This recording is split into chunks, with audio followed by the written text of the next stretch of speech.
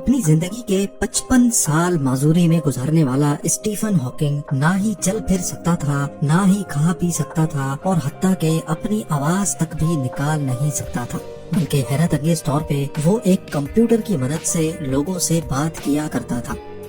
اپنی زیادہ تر تھیوریز اور پریڈکشنز سچی ثابت کروانے والا اسٹیفن ہاکنگ اب اس دنیا میں تو نہیں ہے، لیکن اپنے مرنے سے پہلے اس نے ارتھ پر تباہی کی کچھ ایسی بھیانک پریڈکشنز کی تھی جو اگر سچی ثابت ہو گئی تو اگلے 200 سالوں میں ہماری دنیا کا نام و نشان بھی نہیں رہے گا۔ 21 سال کی عمر میں اسٹیفن ہاکنگ کو ایک ایسی بیماری نے گھیر لیا جو زیادہ تر 50 سال سے زیادہ کی ایج میں لوگوں کو ہوتی ہے، اور وہ انسان کی جان لے کر ہی چھوڑتی ہے۔ ڈاکٹرز کی طرف سے اسٹیفن پر یہ خبر بجلی بن کر گری کہ اس کے پاس زندہ رہنے کے لیے اب صرف 2 سال بچے ہیں۔ وہ جسے زندگی نے صرف 2 سال کی مہلت دی تھی، اس نے اس بیماری کے ساتھ 55 سال گزار کر ڈاکٹرز کو بالکل غلط ثابت کر دیا۔ اس نے اپنی بیماری کو اپنے اوپر حاوی نہیں ہونے دیا، بلکہ وہ اپنی بیماری کو اپنی طاقت بنانا چاہتا تھا۔ بیماری کی وجہ سے وہ چلنے پھرنے، کھانے پینے اور حتیٰ کہ بولنے تک بھی قاصر تھا۔ ایک ٹیوب کی مدد سے وہ کھانا کھاتا تھا اور دوسری ٹیوب کی مدد سے وہ سانس لیتا تھا، جبکہ بولنے کے لیے اس کی ویل چیئر پر ہی ایک خاص کمپیوٹر لگایا گیا، اور اپنے جبڑے کے ایک چھوٹے مسل کی مدد سے وہ کمپیوٹر پہ ٹائپنگ کیا کرتا تھا، جس کو کمپیوٹر آواز میں بدل کر اس کی فیلنگز کو لوگوں تک پہنچاتا تھا۔ اس کے تقریباً سارے ہی باڈی پارٹس کام کرنا چھوڑ چکے تھے، لیکن ایک چیز اس کے پاس ایسی تھی جو نارمل انسانوں سے بھی زیادہ اسٹرانگ تھی۔ اسٹیفن ہاکنگ کے پاس ایک ایکسٹرا آرڈنری برین تھا جس میں سوچنے اور سمجھنے کی صلاحیت عام انسانوں سے کئی گنا زیادہ تھی۔ ویل چیئر پہ بیٹھے بیٹھے اس نے 8 بکس پبلش کی، اور آئنسٹائن کے بعد دنیا کے دوسرے بڑے سائنسدان کی حیثیت سے اس نے یونیورس کے ایسے رازوں کا پردہ فاش کیا جس نے دنیا کو ہلا کر رکھ دیا تھا۔ اسٹیفن ہاکنگ نے دنیا کے سامنے کئی ایسی تھیوریز پیش کی جو واقعی سچی ثابت ہوئیں، جس میں بلیک ہول کی ایگزامپل بھی شامل ہے۔ جہاں ان کی تھیوریز نے دنیا بھر کے سائنٹسٹ اور ریسرچرز کو حیران کر رکھا تھا، وہیں اسٹیفن ہاکنگ کی کئی ایسی پریڈکشنز بھی ہیں جنہوں نے سب کو خوف زدہ کر رکھا ہے۔ ان بھیانک پریڈکشنز میں اسٹیفن ہاکنگ نے بتایا تھا کہ ہمارا پلانٹ ارتھ اور اس میں رہنے والے انسان کب اور کیسے ختم ہوں گے۔ آئیے جانتے ہیں ان 6 پریڈکشنز کے بارے میں۔ نمبر 6، اسٹیفن ہاکنگ کا ماننا تھا کہ انسان کو سب سے بڑا خطرہ اسپیس سے آنے والی کسی آفت سے نہیں بلکہ خود انسان سے ہی ہے۔ 2016 میں انہوں نے کہا تھا کہ مختلف وائرس سے بچنے کے لیے جو ویکسینز بنائی جا رہی ہیں ان میں کئی جینیٹیکلی موڈیفائڈ بھی ہیں، یعنی وہ وائرس کے ڈی این اے کو آلٹر کر کے بنائی جاتی ہیں تاکہ وہ وائرس انسان پر اثر نہ کرے۔ ہاکنگ کا ماننا تھا کہ اس قسم کی ویکسینز وقتی طور پہ تو انسان کے لیے فائدے مند ہوتی ہے کیونکہ اس وائرس کا افیکٹ انسان پر نہیں ہوتا، لیکن لانگ ٹرم میں یہ انسانوں کے ڈی این اے کو چینج کر کے ہمیشہ کے لیے انہیں ختم بھی کر سکتی ہیں۔ آج کل فارماسسٹ کئی جان لیوا وائرس کو ملا کر ایک سنگل شاٹ ویکسینز بنانے لگے ہیں، جس کی جیتی جاگتی مثال روٹا ٹیک ویکسین ہے، جو اصل میں نیو بورن بیبیز کو روٹا وائرس سے بچانے کے لیے بنائی گئی تھی۔ یہ ویکسین گائے اور انسان کے ڈی این اے کو آلٹر کر کے بنائی گئی تھی۔ یہ بچوں کو روٹا وائرس سے تو محفوظ رکھتی ہے، لیکن اس کے لانگ ٹرم نقصانات ہیں یا نہیں یہ تو وقت ہی بتائے گا۔ نمبر 5، اسٹیفن ہاکنگ نے اپنی 55 سالہ بیماری کے دوران یونیورس پر کافی ریسرچ کی، اور وہ اس نتیجے پر پہنچے کہ ارتھ کے علاوہ بھی زندگی موجود ہے، اور ایک نہ ایک دن وہ ایلینز ہمارے پلانٹ پر قبضہ کر لیں گے۔ یہاں آپ کو یہ بتاتے چلیں کہ سائنٹیفک تھیوری کے حساب سے یہ یونیورس ایک بگ بینگ کے نتیجے میں بنی تھی، لیکن ہاکنگ کی تھیوری اس سے تھوڑی الگ تھی۔ ان کا ماننا تھا کہ صرف ایک بگ بینگ نہیں ہوا تھا بلکہ کئی اور بگ بینگز بھی ہوئے تھے، اور ہر ایک کے نتیجے میں الگ الگ یونیورس بنی تھی۔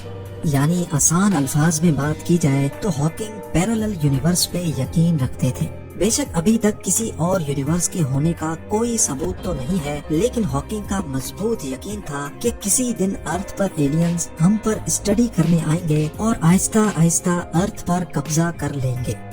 نمبر 4، 2018 میں اپنی موت سے صرف 2 ہفتے پہلے اسٹیفن ہاکنگ نے اپنی 1 سے زیادہ یونیورس کی تھیوری کو پروف کرنے کے لیے فائنل ریسرچ پیپر پبلش کیے، جس کا نام تھا smooth exit from eternal inflation, جس میں ہاکنگ نے بتایا تھا کہ ہماری یونیورس ایک بگ بینگ کے نتیجے میں تو بنی تھی، لیکن وہ ابھی تک ایکسپینڈ ہوتی جا رہی ہے، اور ایک وقت ایسا بھی آئے گا جب ہماری یونیورس کو مزید ایکسپینڈ کرنے کے لیے انرجی کم پڑ جائے گی۔ اس وقت سارے اسٹارز آہستہ آہستہ بجھ جائیں گے اور ہر طرف صرف اندھیرا ہی اندھیرا پھیل جائے گا۔ ان کا ماننا تھا کہ یہی وہ وقت ہوگا جب ہماری پوری کی پوری یونیورس اپنے دی اینڈ پر پہنچ جائے گی۔ ہاکنگ کا ماننا تھا کہ اگر انسانوں کو اپنی نسلیں ختم نہیں کرنی تو ان کو جلد از جلد پیرالل یونیورس تلاش کر کے وہاں کسی پلینٹ میں جا کر بسنا چاہیے۔ نمبر 3، بے شک اسٹیفن ہاکنگ خود ایک روبوٹک ویل چیئر کے سہارے پہ تھا، لیکن وہ ان روبوٹس کا سب سے بڑا مخالف بھی تھا۔ روبوٹس ویسے تو انسان کے کام کو آسان بنانے کے لیے تیار کیے جاتے ہیں، لیکن ان میں دن بدن ایڈوانسمنٹ آتی جا رہی ہے۔ آج کل تو کئی ایسے روبوٹس بھی بنائے جانے لگے ہیں جو آرٹیفیشل انٹیلیجنس کی مدد سے ایسے کام کر سکتے ہیں جو انسان سوچ بھی نہیں سکتا۔ اسٹیفن ہاکنگ نے پریڈکٹ کیا تھا کہ ایک دن روبوٹس اتنے پاورفل ہو جائیں گے کہ وہ خود دوسرے روبوٹس کو بھی بنا سکیں گے۔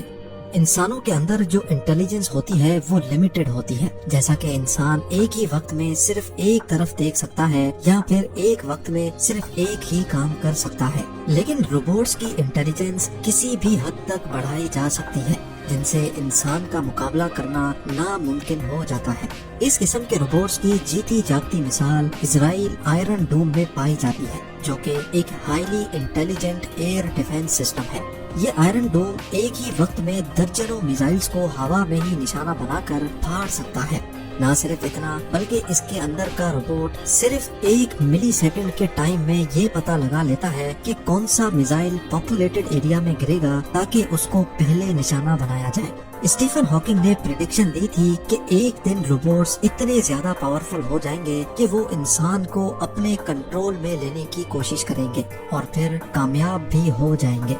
نمبر 2، یہ بات تو ہم سب جانتے ہیں کہ انسان کی فطرت میں غصہ اور لڑائی جھگڑا موجود ہے، جس کے کم ہونے کا کوئی چانس نظر نہیں آتا۔ اس لڑائی جھگڑے کی ایک ریسنٹ ایگزامپل رشیا اور یوکرین کی وار میں دیکھی جا سکتی ہے۔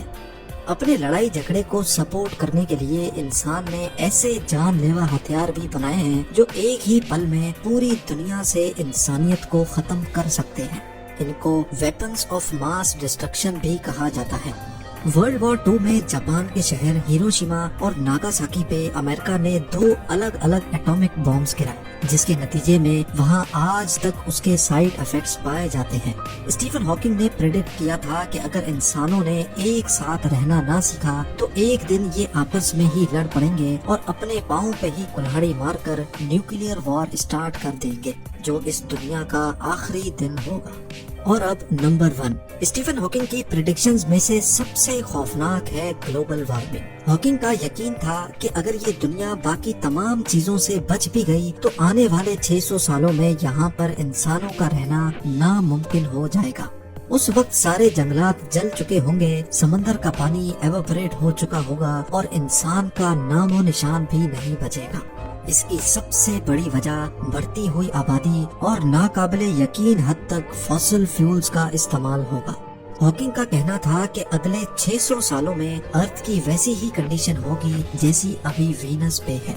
ارتھ کا ایوریج ٹیمپریچر 250 ڈگری سیلسیس تک بڑھ جائے گا، آسمان سے پانی کی جگہ سلفیورک ایسڈ برسا کرے گا اور آج برساتی گرم ہواؤں کی رفتار 360 کلومیٹر فی گھنٹہ تک پہنچ جائے گی۔